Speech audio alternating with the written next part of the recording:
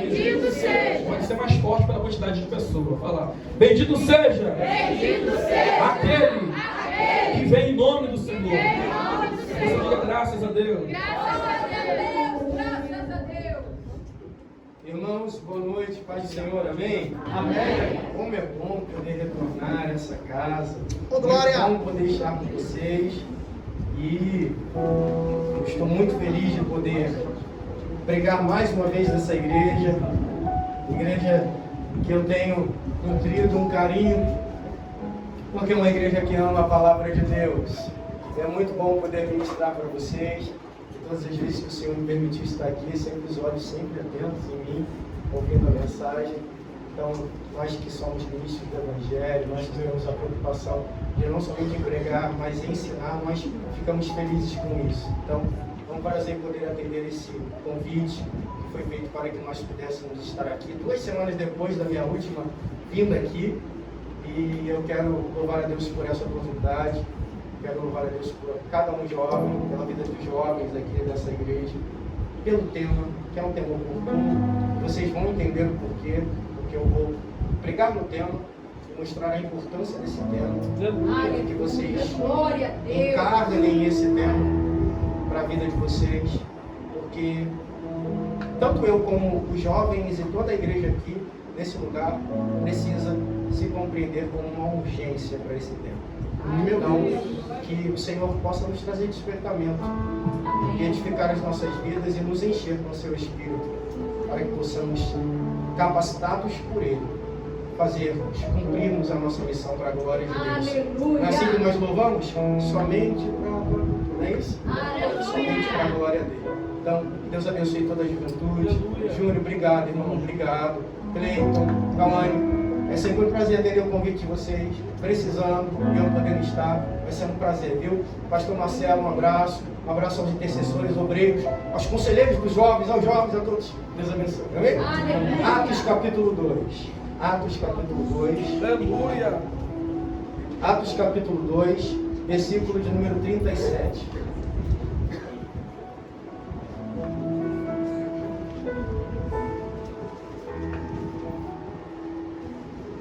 Noemi, Deus abençoe sua vida, viu? Amém. Deus abençoe sua vida, sua família. Atos capítulo 2, versículo 37. Nós faremos a leitura, e você me acompanha, por gentileza, versículo 37 até o 41. Amém? Amém? Amém. Ouvindo eles estas coisas, compungiram-se. Essa palavra aqui ela é quase desconhecida, né? Uma palavra bonita, né? bem suntuosa, mas ela é profunda, porque compungir aqui faz alusão a como se eles estivessem apunhalando os corações profundamente, né? Para vocês terem noção da força do que eles estão ouvindo aqui. Ouvindo essas coisas, compungiu-se-lhes o coração e perguntaram a Pedro e aos demais apóstolos: que faremos, irmãos? Respondeu-lhes Pedro: arrependei-vos, e cada um de vós seja batizado em nome de Jesus Cristo para a remissão dos vossos pecados, e receberei o dom do Espírito Santo. Aleluia. Pois para vós outros é a promessa, para os vossos filhos e para todos os que ainda estão longe, isto é, para quantos o Senhor nosso Deus chamar. Com muitas outras palavras deu testemunho e exortava-os, dizendo: salvai-vos desta geração perversa. Então, os que lhe aceitaram a palavra foram batizados, havendo um acréscimo naquele dia de quase 3.000 pessoas. Meu Deus! Sinistro, né? Pode se assentar, Glória gentileza. a Deus. Você que pode, aplauda o Senhor pelo poder e autoridade que ele dá.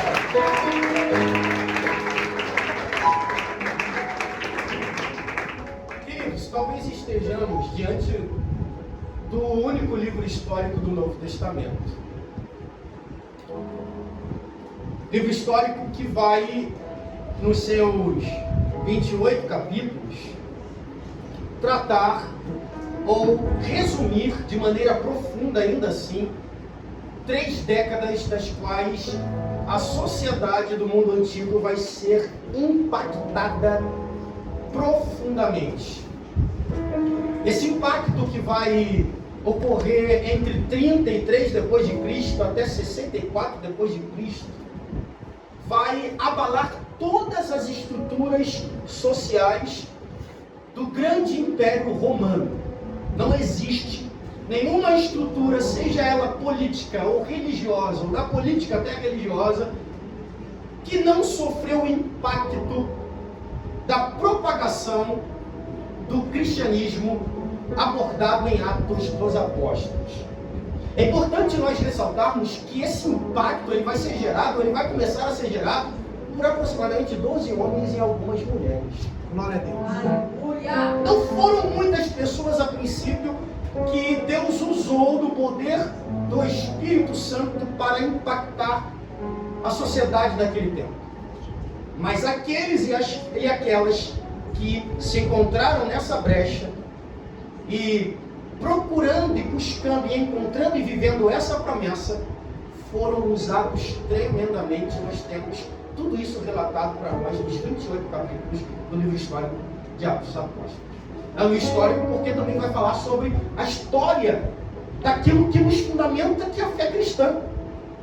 Toda a história do cristianismo e até mesmo a história da igreja está baseada naquilo que é testemunhado neste livro das Sagradas Escrituras. E quem vai ser o autor? Todos nós, ou a maioria de nós que estamos aqui essa noite, sabemos que o Dr. Lucas é o autor deste livro. E é interessante porque quando nós analisamos a maneira como Lucas vai escrever este livro, nós percebemos que ele vai fazer uma série de buscas.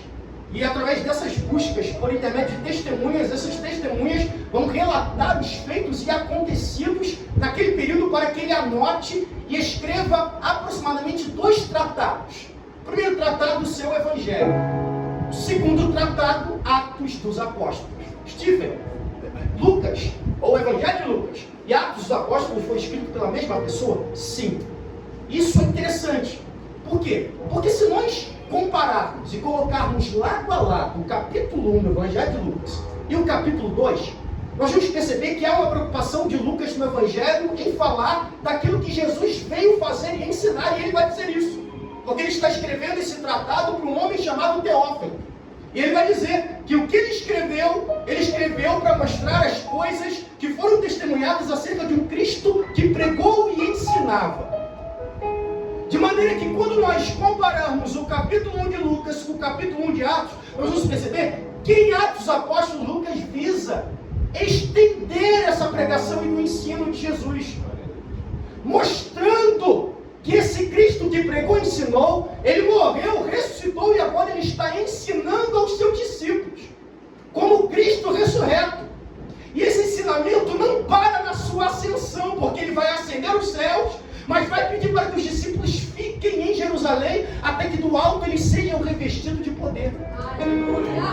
É assim que ele vai encerrar o seu Evangelho.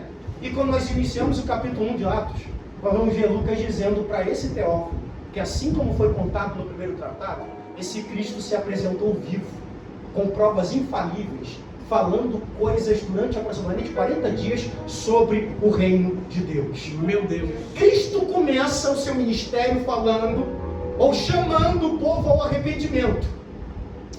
Um arrependimento que evocava e que era sinal de que o reino havia chegado por ele. Porque ele vai dizer, arrependei-vos porque é chegado o reino dos céus. Esse reino por ele foi trazido. E agora ele está sendo implantado por intermédio de quem? Por intermédio dos apóstolos.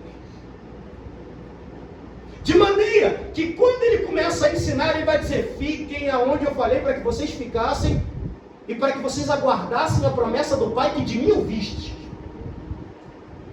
E aí, os discípulos vão olhar e vão dizer, essa promessa, quando ela chegar, o Senhor vai restaurar o reino de Israel? Eles estavam esperando algo físico. Só que o reino de Deus não é físico. Aleluia!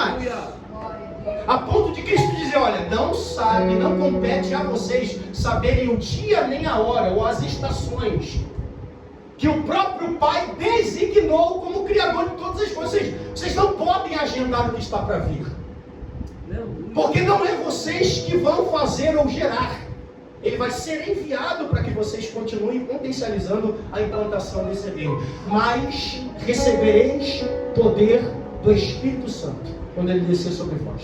E ser-me-eis testemunhas, tanto em Judeia, Samaria, como até os confins da terra. Essa é a promessa. O Espírito vai vir. E esse Espírito vai potencializar a obra de implantação desse reino. Por quê? Primeiro, o que Jesus quer ensinar e o que Lucas quer mostrar que Cristo está querendo ensinar para os discípulos? Que o reino de Deus não é físico. Ele está para além do físico.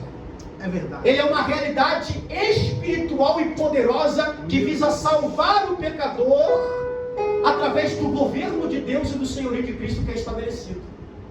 Então, é interessante a gente ressaltar isso. Quando Cristo foi interpelado pelos fariseus, os fariseus vão perguntar sobre esse reino que ele tanto pregava.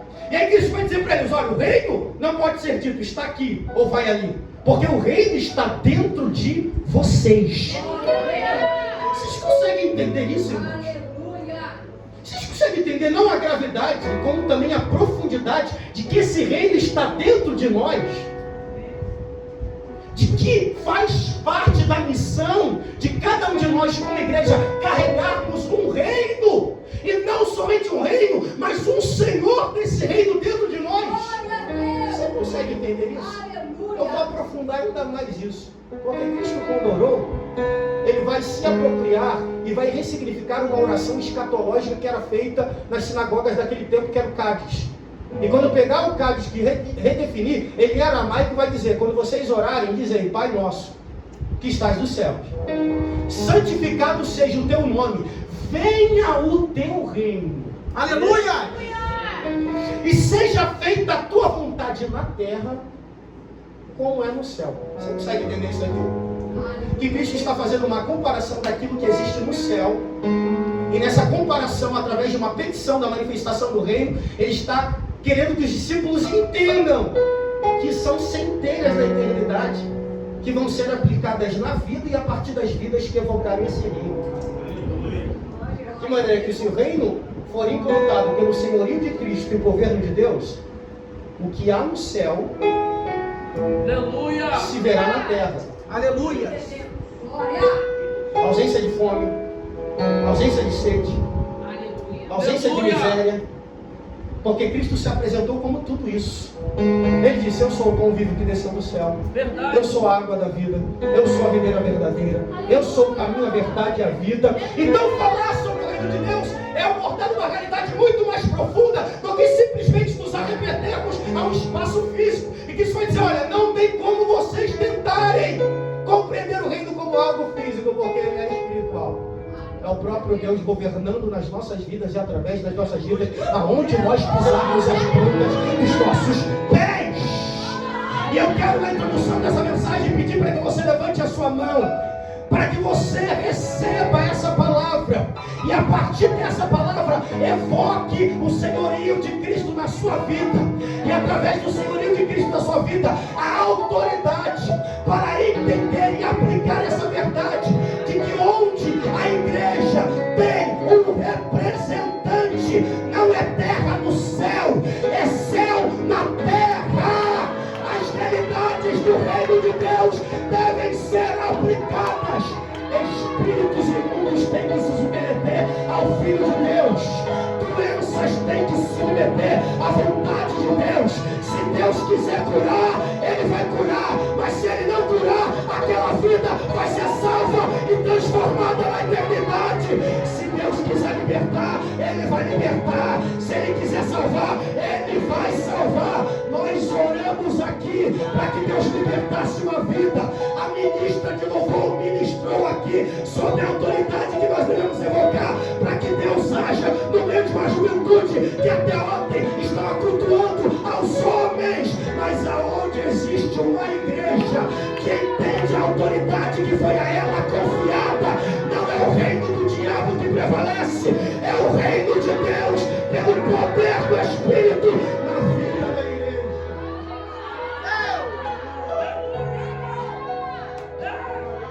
Você não pode aceitar está ganhando campo, confiando na autoridade de Cristo e no poder do Espírito. E eu não estou falando do tamanho da igreja, não interessa o tamanho da igreja para Deus. O que interessa é o tamanho do poder do Evangelho para operar. Aí talvez alguém olhe e diga, Steven, mas a igreja pequena não interessa. Nem que Deus tenha que derrubar uma casa, alugar uma quadra para vocês, mas que o reino de Deus avance, almas sejam resgatadas, vidas sejam libertas, vidas sejam transformadas, e essa igreja fica calorosa, mas cheia de vidas desejando o Evangelho, amando a Jesus e proclamando a salvação para toda a humanidade. O segundo ponto que Cristo vai querer tratar sobre o reino de Deus, junto com essa realidade poderosa do Espírito Santo, e que nós precisamos entender, irmãos, é de que esse reino, ele está aplicado à intencionalidade nos seus membros. O poder que viria era intencional. O poder que viria não era aleatório. Existia uma intencionalidade na vinda desse poder. Vocês conseguem entender isso? Mas recebereis poder. Aleluia. Ao descer sobre vós o Espírito Santo. E ser-me-eis testemunha. Sim, Deus. Aleluia. Então há uma intencionalidade quando esse poder vem. E qual é essa intencionalidade? A ampliação, a proclamação do Evangelho e a extensividade, a ampliação desse reino. Nós não recebemos poder para ficarmos aqui dentro brigando por cargos, irmão. Meu Deus. Nós não podemos querer poder para ficarmos aqui brigando por púlpito. Porque isso aqui é uma centelha de uma vida que tem que fumegar durante o dia todo. Aleluia. O culto de domingo vai acabar. E o que você vai fazer com o que tu está recebendo durante a semana? Meu Deus. O que nós vamos fazer com aquilo que Deus está nos falando desde ontem? É isso que Deus quer que nós compreendamos e nos conscientizemos. Irmão, a igreja não funciona somente pela presença dos seus pastores. Membro aqui essa noite, você precisa entender desde o jovem até o ancião, existe uma intencionalidade na atuação do Espírito na sua vida e através da sua vida. Aí você olha para mim e diz, Steven, mas o que é essa intencionalidade? Eu não sei. Você tem que saber. E se não sabe, você vai precisar buscar hoje. Espírito, qual é a tua urgência na minha vida? Aleluia. Espírito, onde tu queres me usar? Eu sei cozinhar. Será que é na cantina? Aleluia. Porque imagina uma comida feita por um mal-humorado. Mas com uma comida com alguém que ama fazer. É mesmo. Meu Deus. Com quem ama servir porque entende que nasceu para aquilo. Você nunca vai ver ela ou ele subindo no púlpito e pregando. Mas o que essa mulher transmite? Evangelho, amor. Naquilo que ela faz quando ela cozinha. Quanta gente você já não ganhou por causa desse bolo de pote? Jesus. Você está procurando a intenção ainda? Você não entendeu? Deus só está fazendo esse empreendimento crescer e avançar. Porque é através desse empreendimento que você está gerando mais fundo para poder investir nos bolos de pote. E tem mais vidas se chegando a você e sendo alcançadas pelo Evangelho. Você pode fazer o seguinte agora, uma estratégia aqui. E sabe, Deus está falando com alguém. Colocar um papelzinho com texto bíblico, agradecendo o cliente que comprar o seu bolo. Porque indiretamente, sem perceber, aquele cliente quando abrir o bolo de pote vai ver um papelzinho lá na embalagem. E quando ele abrir, o que é isso? Você agradecendo e entregando uma palavra de Deus para o coração dele. Você já está fazendo aquilo que era para você fazer, talvez, e você talvez nunca tenha percebido, e está esperando subir no púlpito, falar soberano Deus e eterno Pai, para entender que Deus vai te usar. Não, meu irmão, Deus quer te usar em todos os cantos e em todas as esferas. Nós temos na dinâmica do Espírito em Atos dos Apóstolos, Deus usando um pescador que virou apóstolo, que era Pedro, iletrado, e usando um Paulo que era poliglota. Paulo, irmãos, vai ser usado em contextos que ele vai precisar usar o conhecimento que ele aprendeu. E Pedro vai ser usado em contextos que mesmo sem o conhecimento de Paulo, ele vai ser usado para a glória de Deus. Deus não está preocupado com o teu currículo. Deus não está preocupado se você sabe tudo, porque ninguém sabe de tudo. Eu lembro que eu estudei com um professor de gramática. O camarada tinha mais de 30 anos de carreira, e ele falava pra gente que tinha um professor com mais de 40 anos que dava aula sempre dizendo: eu já estudei gramática durante 40 anos e eu ainda não sei de nada. E a gente aqui que não estudou meia dúzia de gramática, a gente acha muitas vezes que sabe falar porque fala bonito, a gente sabe de tudo. Mas essa noite Deus está aqui comissionando uma geração empoderada no Espírito Santo para ser usada diante das suas capacidades. E se você entender, e se Deus entender que você precisa de mais, Ele vai abrir porta, vai dar recurso financeiro, mas deixar de fazer aquilo que Ele quer fazer através de você, ninguém pode deixar. Porque se Ele quiser te levantar, mesmo que você não tenha diploma, Ele vai te usar para a glória do nome dele.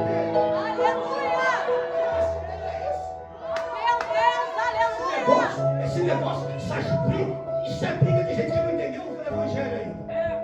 Essa briga dentro de igreja aí, essa disputa aí, parece que os rios, até os rios estão sendo campanha de disputa. Uns repórteres aí tudo sem noção, mas tu vê que o cara só quer fazer propaganda e marketing no ministério dele, falando coisa com coisa, nada que tem sentido, fazendo qualquer coisa, e aí nós estamos perdendo a realidade e o entendimento da intencionalidade das nossas vidas. Você precisa entender que tem um espaço para você anunciar. Glória a Deus. Glória a Deus. E aí minha responsabilidade é pregar a palavra. Você senta com o seu pastor, porque ele te conhece mais que eu, e pede ajuda a ele em oração, ou quem sabe talvez Deus já tenha dado a visão a ele, e ele está em cima de você: fulana, vamos trabalhar nisso, fulano, entra comigo nisso. E aí você não está despertando, e você está querendo entrar aonde não é o teu encaixe. Meu Deus. Vocês acreditam que eu, quando me converti, eu queria participar do louvor? Vocês não acreditam, né? Mas olha onde eu estou, pregando a palavra de Deus e atuando no ensino desde os 17 anos de idade, no ensino e área de educação cristã desde os 17 anos de idade. Passei 6 meses aproximadamente orando e jejuando, pedindo a Deus condições para poder participar do louvor dos adolescentes e cantar na igreja. 6 meses ficando mais magro do que eu já sou. O cinto dava 3, 4 voltas.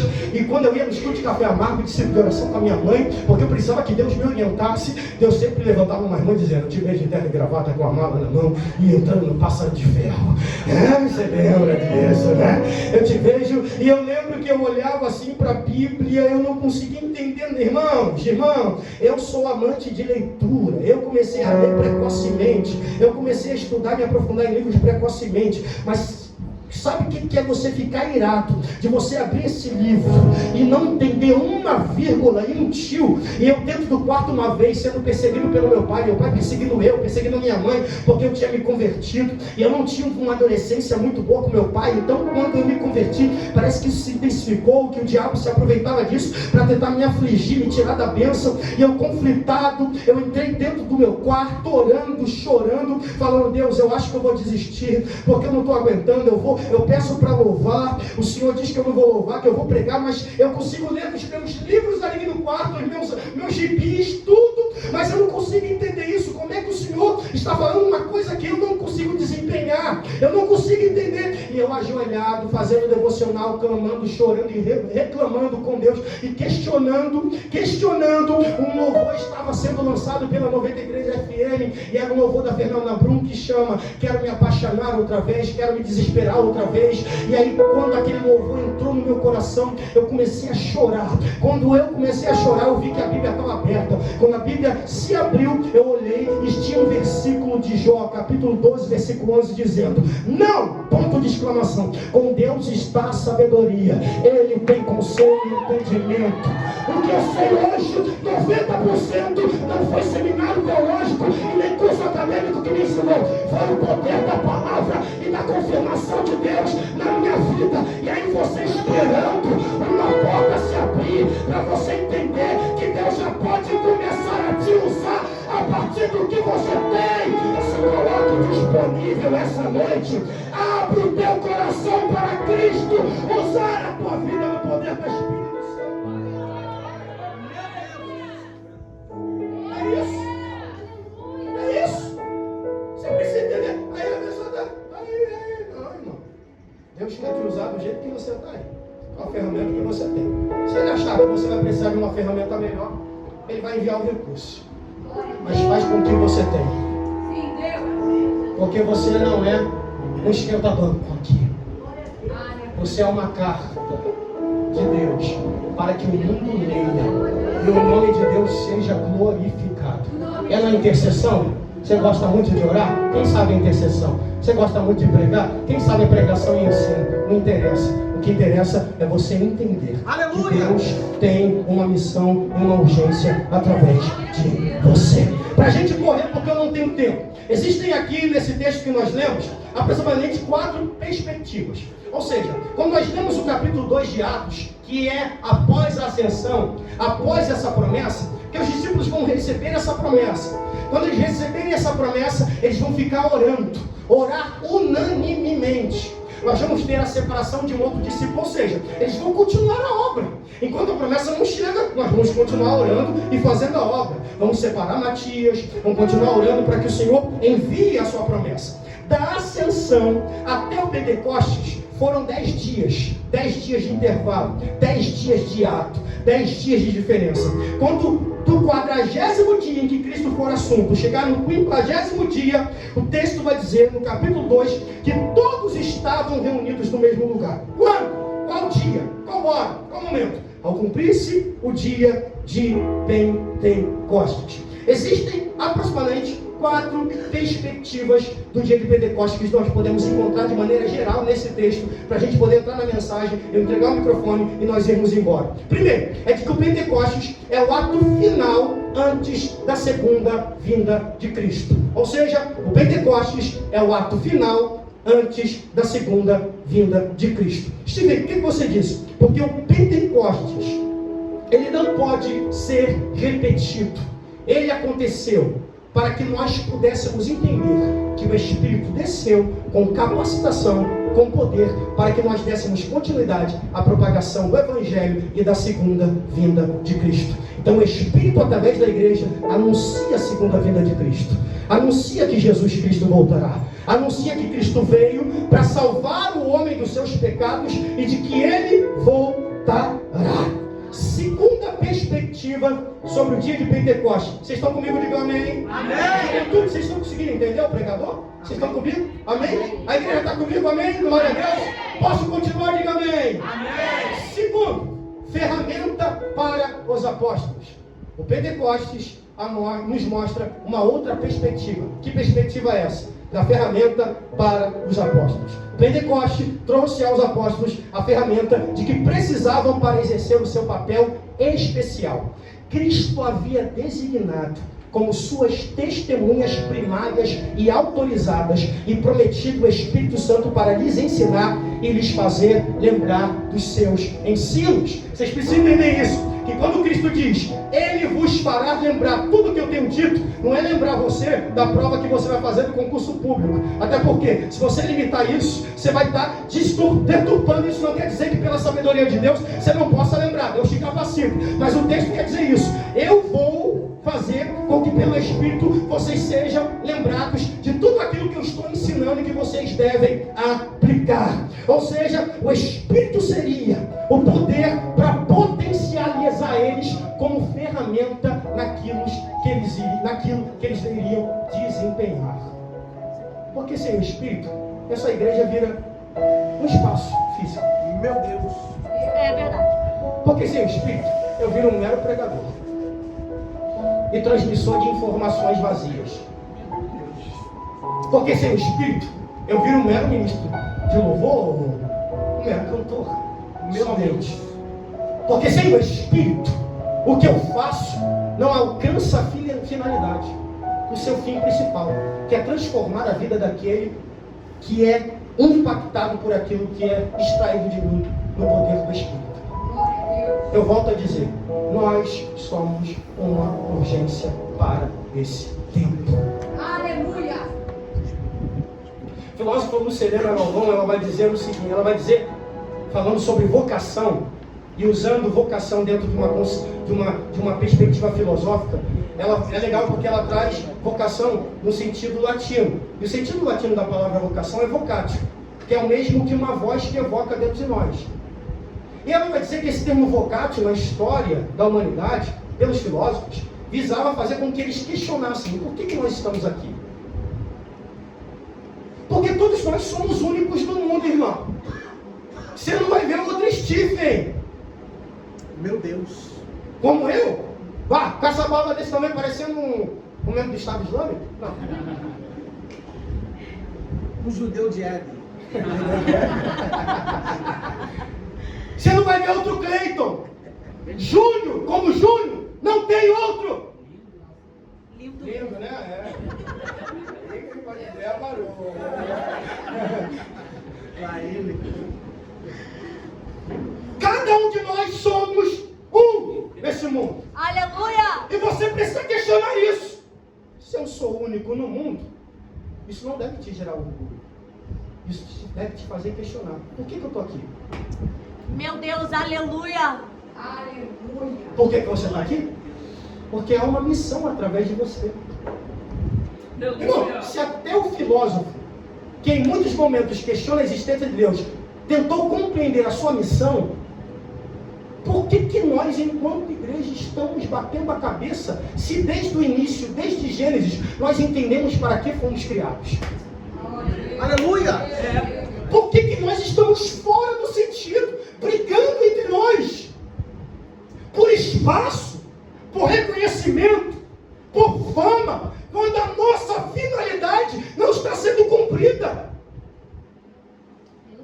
Onde muitos de nós não entendemos que somos únicos no mundo e que existe um espaço e uma realidade para que cada um de nós, enquanto seres únicos desse mundo, desempenhamos uma missão de Deus.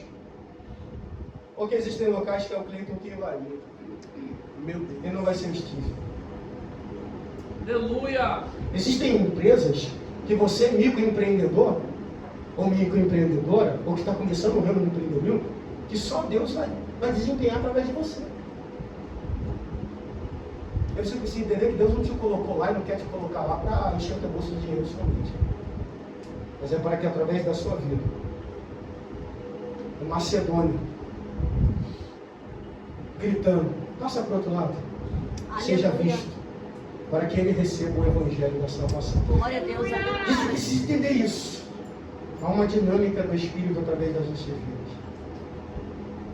O nosso serviço não está limitado ao culto, ele precisa ser estendido para além do culto.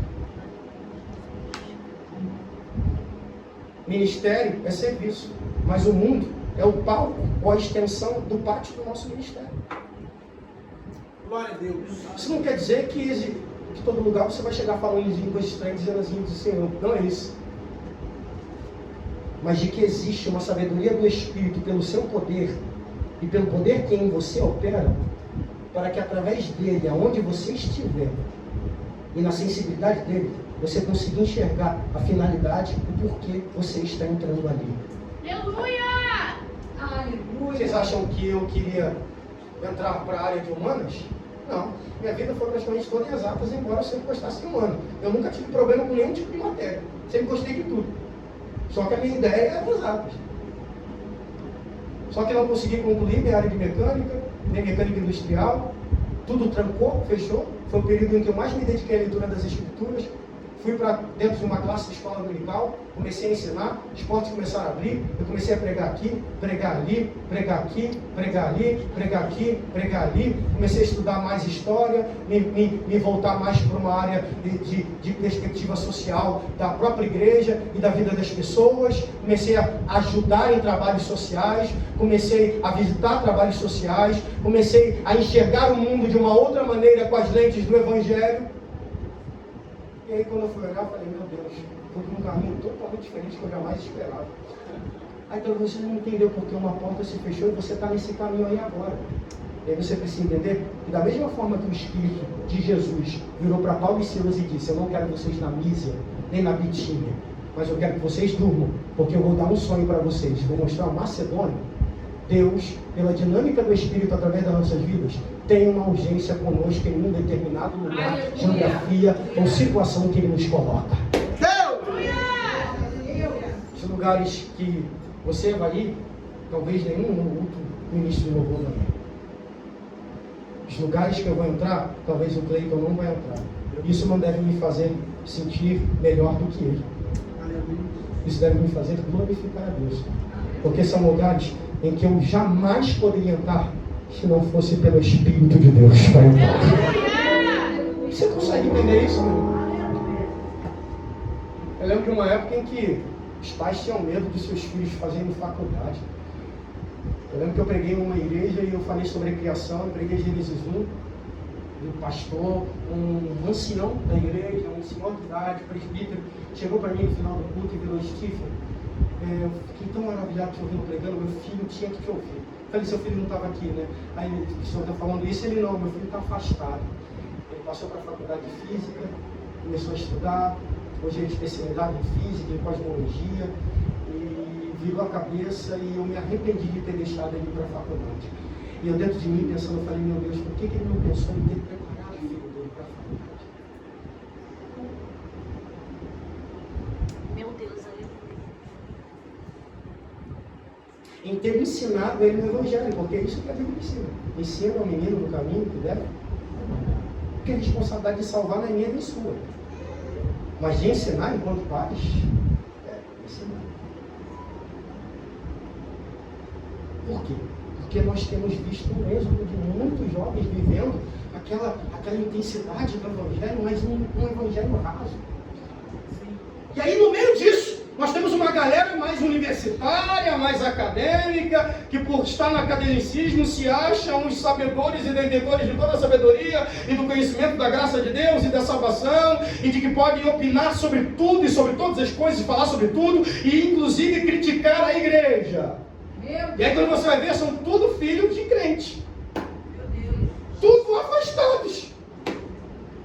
Por quê? Porque não viveram e não vivem. Eu não estou falando somente de afastados. Existe uma classe dentro da igreja surgindo aí de revoltadinhos com a igreja na sua tradicionalidade e se voltando e subvertendo os ensinos do Evangelho. E é uma galera que está dentro das universidades hoje. E nós ainda estamos questionando se é de Deus ou não entrar na universidade. Quando nós temos do poder do Espírito Santo que opera em nós para nos usar em todos os cenários. Meu Deus, aleluia. Aleluia! Por quê? Porque não tem lugar dessa terra que Deus não queira encher com a sua glória.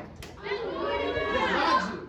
Não existe espaço físico na terra que Deus não queira operar com a sua glória. Aí talvez algum pai esteja aqui confrontado dizendo: Stephen, eu sei que eu errei, eu sei que eu dei mole em ensinar. Não se preocupa, minha filha, porque você ensinando ou não, talvez na hora de decidir a sua própria vida, ele se afastaria do mesmo jeito. Por quê? Porque a responsabilidade de salvar não é sua. Então, continua entregando na mão de Jesus e pedindo o Espírito para com poder te dar sabedoria para saber o que falar, na hora que falar, e o nome de Deus ser glorificado. Sabe por que eu digo isso? Porque o Espírito de Deus na Bíblia também é o Espírito de sabedoria.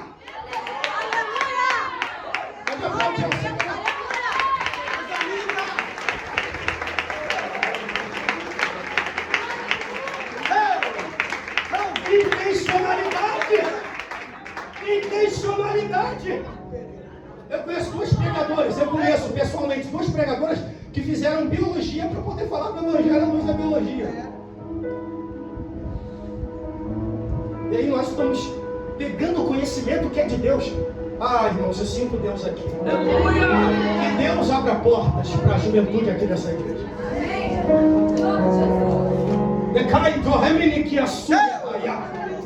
Que portas se abram para mudar a vida de vocês. Em todos os sentidos, inclusive espiritualmente. Eu creio! Mas que a espiritualidade continue guiando a vida de vocês. Aleluia! Eu não sei se é medicina, eu não sei se é engenharia, eu não sei se é direito, eu não sei que área, mas que Deus pode fazer para que você entenda que Ele está te colocando lá dentro, para que aquele espaço aonde o diabo forma fortaleza nas mentes seja um púlpito para você pregar no poder do Evangelho e o nome de Deus ser glorificado. Eu acredito, irmãos, pelo poder do Evangelho, nós temos universidades erguidas até hoje na Europa. E a Europa hoje é um dos maiores pátios idólatras do mundo. Mas as histórias das universidades começaram pelas reformas cristãs que houveram lá. Nós não podemos nos conformar com isso aqui no Brasil. A minha juventude, a nossa juventude, a geração que nós fazemos parte será uma geração do conhecimento, mas do conhecimento baseado no Evangelho e no poder do Espírito Santo.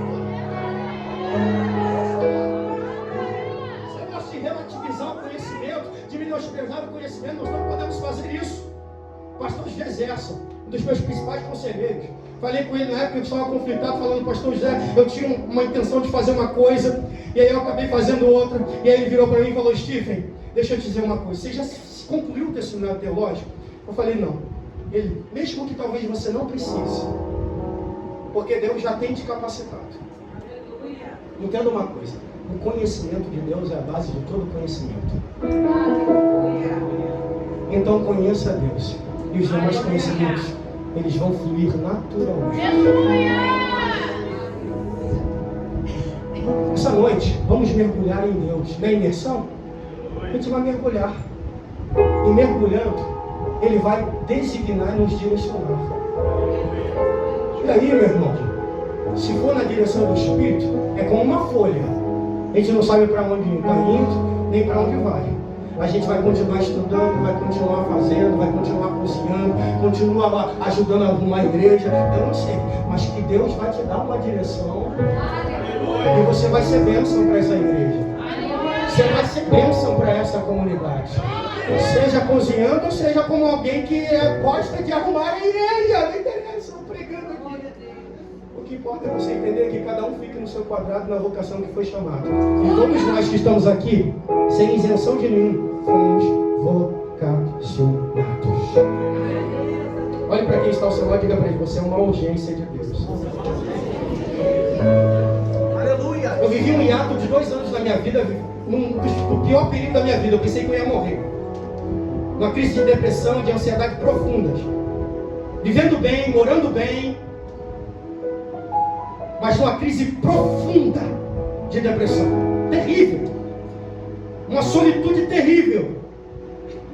E aí, irmãos, eu lembro que no meio desse conflito, dessa luta toda, eu fui conversar com um dos meus pastores, que é um homem inteligentíssimo e é filho de uma das maiores referências. Eu acredito que eu até conversei com o Cleiton sobre isso, uma das maiores referências da teologia pentecostal e carismática. E ele é muito sábio, me ajudou muito, irmãos. E ele virou para mim e falou: Steve, você tem certeza que você quer parar? Eu falei: eu preciso cuidar do meu emocional e da minha mente. E eu fiquei 2 anos escondido, literalmente. Sabe onde eu fui parar? Eu fui parar dentro de um açougue, de um supermercado, para trabalhar de 2 até as 10h30 como auxiliar de açougue, descarregando o caminhão, escondido de todo mundo, de todos. Fiquei aproximadamente 6 meses sem aparecer na minha igreja, em qualquer outra igreja. Eu literalmente me escondi, irmão. Obrigado, minha amiga, obrigado. Eu literalmente me escondi. Passei um processo. Vivi um momento em que Deus, de fato, me chamou através daquela crise profunda. E aí, quando eu fui conversar com meus pastores, de que eu queria recomeçar, ressignificar o meu caminho, esse mesmo pastor virou para mim e falou: Chico, eu estou muito feliz, mas agora eu sinto a necessidade de falar algo. Quando você pediu para dar um tempo, eu fiquei aproximadamente 2 anos. Quando você pediu para dar um tempo, eu confesso que eu fiquei muito triste, porque você é um jovem como outros jovens que eu tenho visto andando pela igreja, ensinando e pregando, com um potencial que Deus quer usar. E quando você decidiu parar, eu pensei, eu falei: eu não podia fazer isso. Eu virei para mim: mas eu não estava bem. Eu entendo. Você fez aquilo que você entendeu que precisava fazer. E eu não sou contra isso. Mas eu preciso te confrontar com algo. Quantas pessoas deixaram de te ouvir? Meu Deus, aleluia. Por que eu estou dizendo isso? Porque cada um de vocês que estão aqui é uma urgência. Aleluia. Quantas pessoas estão deixando de vir aqui no culto? Porque às vezes nós não estamos acordados e atentos e apercebidos ao que Deus quer desempenhar através de nós. Eu não estou aqui diminuindo o ministério da pregação, o ministério do louvor, não estou fazendo isso. Eu estou colocando os pingos nos is. E fazendo entender que serviço vai para além do ministério. Porque ministério também é serviço. Mas o serviço é mais extensivo. Aleluia! Pregar o Evangelho é a missão integral da igreja. Aleluia. Porque o Espírito, quando vem, ele vem atuando geracionalmente. Ele enche crianças, ele enche adolescentes, ele enche jovens, ele enche adultos e ele enche anciãos. O Espírito que está aqui essa noite, ele quer encher crianças, quer encher adolescentes, quer encher jovens e quer encher também adultos.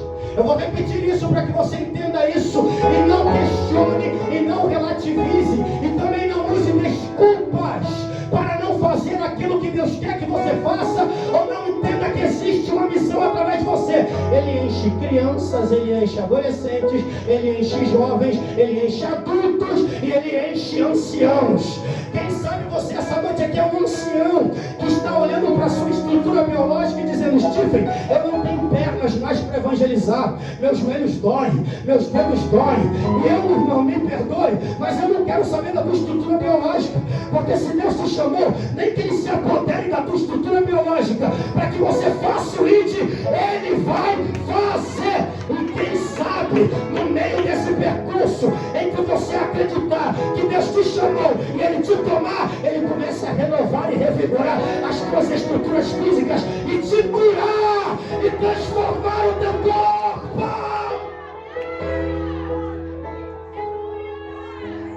Porque é isso, é esse poder vindo e tomando as nossas estruturas espirituais e físicas. De maneira que o que recebemos, nós não podemos e não conseguimos conter. A ideia de poder é isso. Esse poder, esse dunamis é isso, esse dínamo. Não é uma implosão, ele gera uma explosão. Sabe aquele desejo que você tem de compartilhar? Eu preciso falar de Jesus. Eu preciso orar por alguém.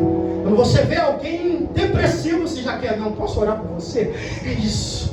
É esse Espírito que atua dentro de nós. O ministério do Espírito Santo, essa era do Espírito, é algo que Atos 2 vai mostrar para nós. Porque nós temos a inauguração da dispensação do Espírito e o primeiro reavivamento. O versículo 37 a 41 que nós lemos, e eu vou encerrar, ele vai trabalhar essa ideia de reavivamento e os efeitos da descida desse Espírito Santo, que são os 3.000 conversos e batizados. E aí, Stephen, onde nós temos aqui metanoia? Nós temos metanoia no versículo 38 e eu vou encerrar. Aleluia. Respondeu-lhes Pedro: arrependei-vos, e cada um seja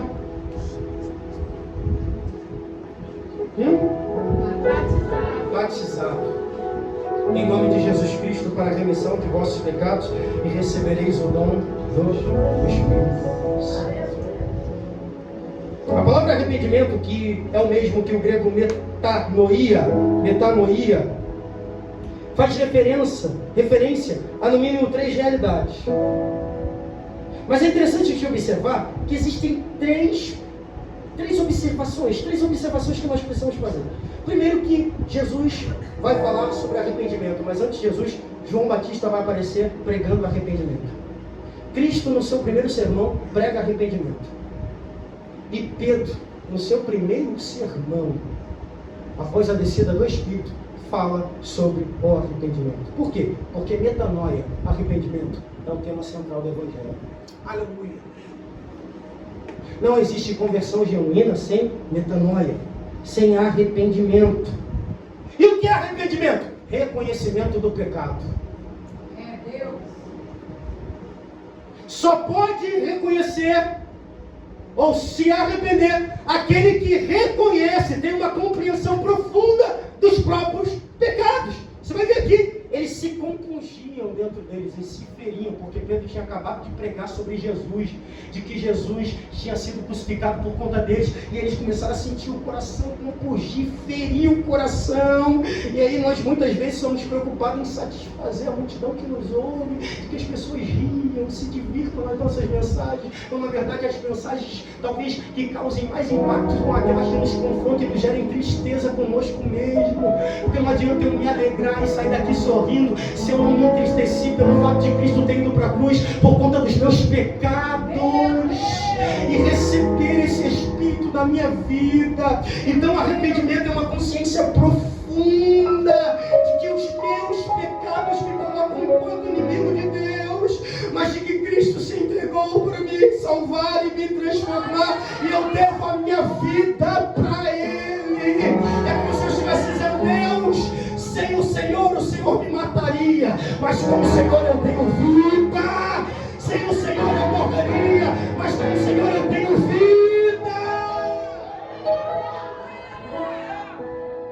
É por isso que João vai dizer em 1 João capítulo 1, versículo 8 a 9: se dissermos que não temos pecado nenhum, a nós mesmos nos enganamos, e a verdade não está em nós.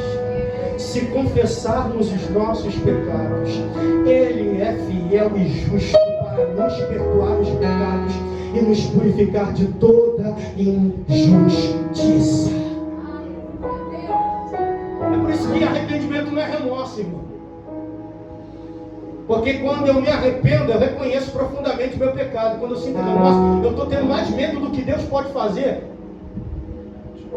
do que tendo a consciência do que o meu pecado pode me gerar e do quanto ele me distancia de Deus. Existem pessoas da igreja que estão chorando em diversos sermões, mas chorando por remorso e não pelo seu pecado. Levando em consideração que o resgate das nossas vidas é todos os dias, irmão. Porque não há ninguém aqui essa noite que faça o bem e que não peque. Todos nós temos uma centelha de erro que nós praticamos, e um erro que nós cometemos às vezes durante o dia, muitas vezes sem percebermos, e que nós percebemos muitas vezes na hora do culto. Gente, Deus me perdoa, fiz isso.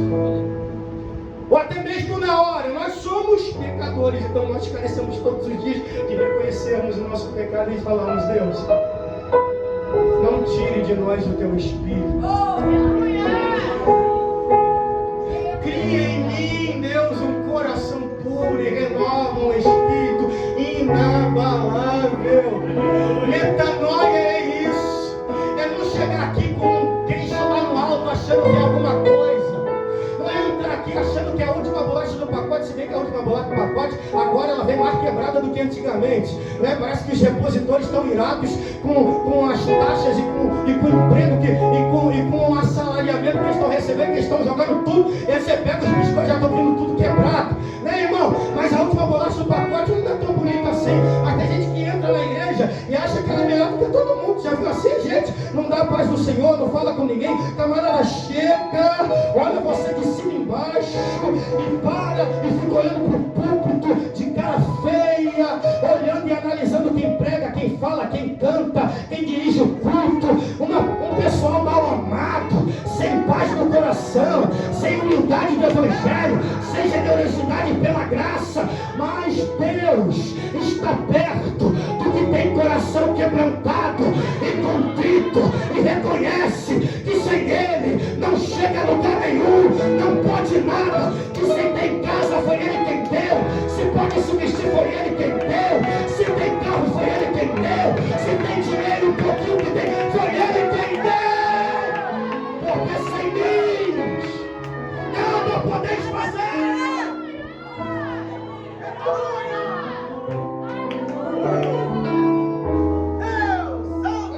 Tem lugar que tu vai e tu não quer mais voltar. Tem lugar que eu vou que eu peço perdão, falo: Jesus, tem misericórdia, me poupa. Me priva porque é uma gente altiva. Eu não estou falando de se vestir de coisa, isso aí, mas gente altiva mesmo, gente que se acha alguma coisa, gente que quer pisar nos outros com um olhar, irmão. E não é gente, não estou sendo mentiroso, tem gente que é assim.